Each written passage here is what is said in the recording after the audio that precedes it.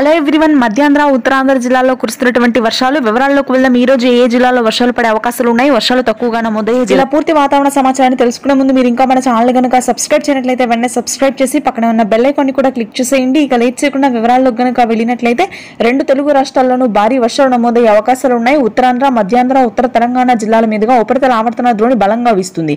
దీని ప్రభావంతో ముఖ్యంగా మనకు ఉత్తర తెలంగాణ జిల్లాలో భారీ వర్షాలు నమోదు కానున్నాయి. ఈ రోజు రాత్రికి పగటి సమయంలో ఉష్ణోగ్రతలు 38-39 డిగ్రీల వరకు నమోదవుతున్నప్పటికీ హైదరాబాద్ పరిసర ప్రాంతాలు, కరీంనగర్, వరంగల్, ఆసిఫాబాద్, కామారెడ్డి, కొత్తగూడెం, ములుగు, భద్రాద్రి జిల్లాల్లో మోస్తరు నుంచి భారీ వర్షపాతం, ఉరుములు మెరుపులతో కూడినటువంటి వర్షపాతం ఈ రోజు రాత్రికి నమోదు కానుంది.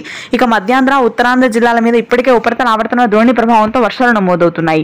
శ్రీకాకుళం, విజయనగరం, విశాఖపట్నం, పార్వతీపురం, మన్యం, అల్లూరి సీతారామరాజు జిల్లాల్లో ఎదురుగాలులతో కూడినటువంటి వర్షాలు నమోదవుతుంటే గుంటూరు, కృష్ణా, కోనసీమ ప్రాంతాల్లో ఈ రోజు మధ్యాహ్న సమయం నుంచి భారీ వర్షాలు కురుస్తాయి. ఆకాశం మేఘావృతమై ఉంటుంది.